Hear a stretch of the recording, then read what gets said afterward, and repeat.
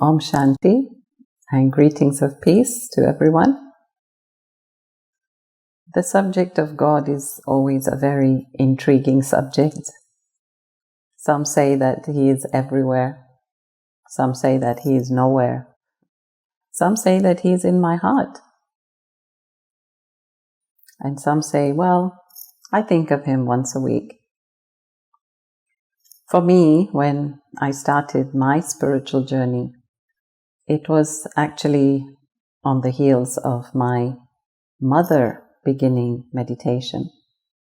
And I was really piggybacking on her experiences, and I was going to the center primarily because of my attachment with her. Because I came across the Brahma Kumaris when I was about 7-8 years old, and I would just tag along with my mother to the center. But it was not until the age of 14 that I would say that I really had a very moving experience. So it was the 18th of January 1983, and we went to spend some of the day at the center, the main London center, where Dadi Janki was, Sudesh Devi, Sister Jayanti. And as usual, we had the morning meditation, the class, and extra yoga. And I noticed that throughout those meditations, I just seemed to have a lot of tears. I don't know what it was. I couldn't actually figure it out at that point. But I always attribute that day as the day of my personal awakening. And then after that, I just felt like I want to understand this more. I just felt like what is being taught here is something amazing. I just felt the vibration was something out of this world. So imagine I'm a 14-year-old and I have friends at school and I'm discussing these subjects with them and I'm asking them to be soul conscious because this is what I'm being asked to do every morning. And, you know, they're finding me weird now. My best friend says to me, Aruna, forget all this. And I said, well, I can't. I'm studying these things every morning and it's so fascinating. Now, another thing to add to this experience is that every day I would come home for lunch. So 12 to 1 was our lunchtime at school. And sometimes my friend would join me. My mom would always cook something hot for me. And as she's sitting there while I'm eating, Mom would talk about the points that she had heard in the morning. And so again, around that window, that time frame, Mom said to me, Anu is my nickname, she said, Anu, look, everything that you see around you will one day be destroyed. And the one thing that will never be destroyed is the soul. And I was just so, as I said, intrigued, fascinated. I was spellbound that my mother was learning such deep things at the center. And so I remember that whole week telling my friend, why don't we try and find something that is perishable? Something that will be, that will last forever. Because Mom had said everything that's being created will one day be destroyed. And she asked me to look at everything around the room, the chair, the lights, the windows, the curtains, the table, everything. And she was so right. And this just really touched me that I, the soul, am eternal and I will never die. And also remember that during those times in the 80s, we were going through the Cold War between America and Russia. And here's a young person, again, trying to understand what is this Cold War. War was imminent at any moment.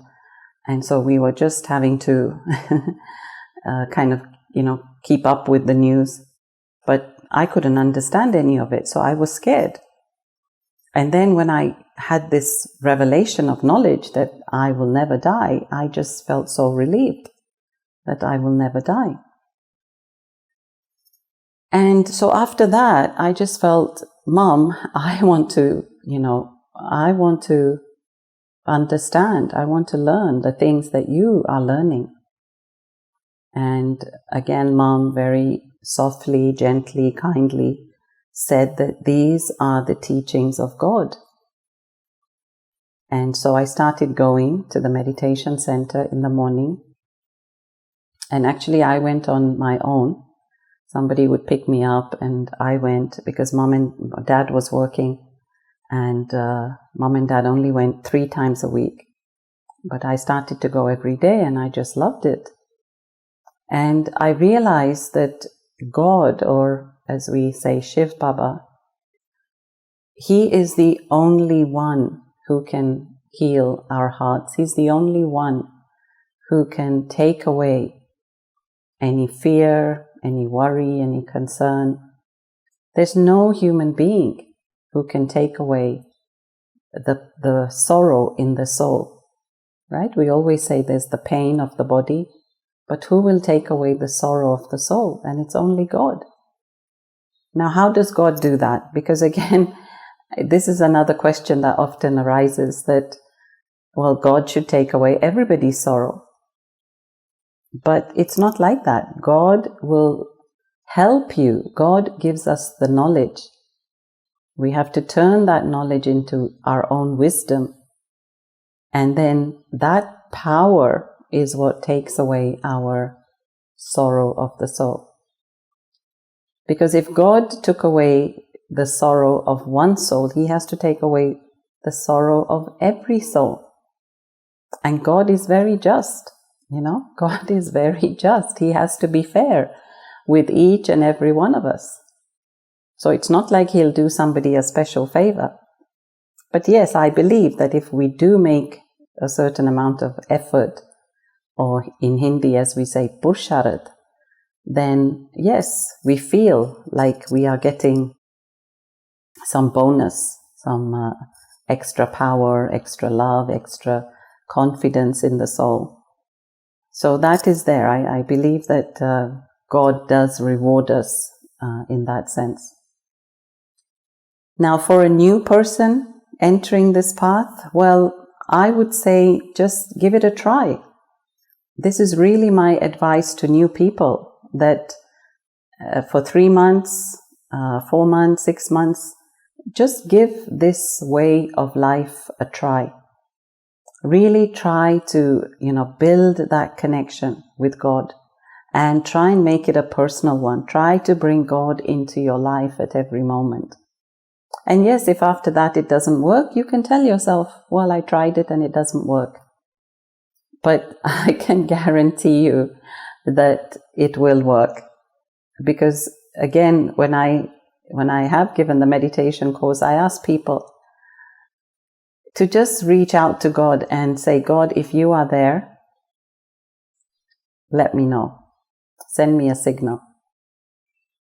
And honestly, 99% of the time, they get that signal. So this is my advice to you. Connect with that Supreme Light. I, the soul, connecting with the Supreme Light, taking the power, and that power is what enables me to change. And once I'm just open to that experience of listening and being and just being still, then all the answers come. And so now I'd just like to do a couple of minutes of meditation to end with, where we can connect with the Supreme Light, where you can feel that sense of connection and take power from God. So just sit comfortably. Try not to hold on to anything.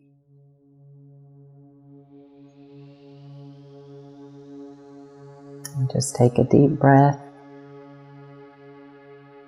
And as you breathe in, you just breathe in peace. And as you breathe out,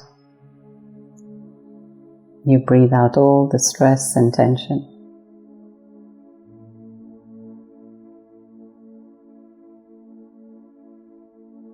And firstly, I'd like us to just become totally aware that we are a soul.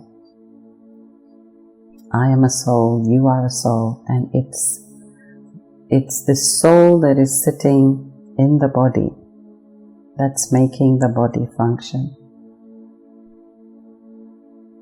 I, the soul, am the master of this body.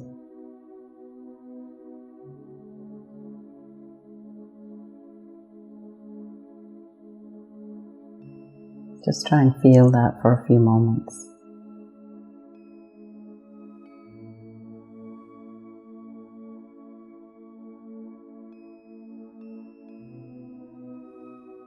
And then I, the master, connecting with the Supreme Soul. Just in thought, just as I remember God, just as I remember myself with the qualities of God, then I start to be colored by those qualities, by those virtues. So right now I just want to feel God as the ocean of love.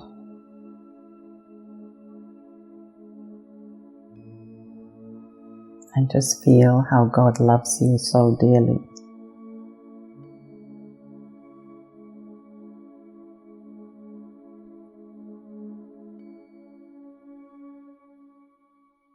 Just allow God's pure love, unconditional love,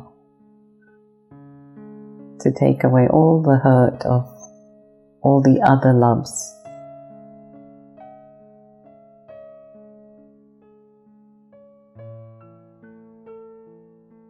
And feel God to be the ocean of peace, just filling my soul with so much peace. So much peace that I'm just so content.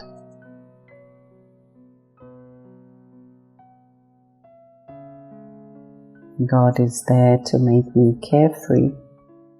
God is there to make me light and easy.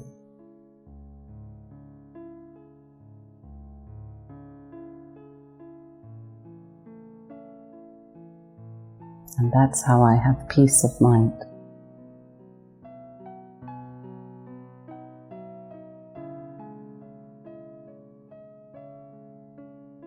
So when you're ready, let's come back from that space, having had a taste of God's love,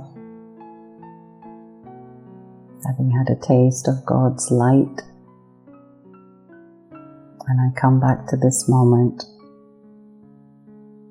feeling energized.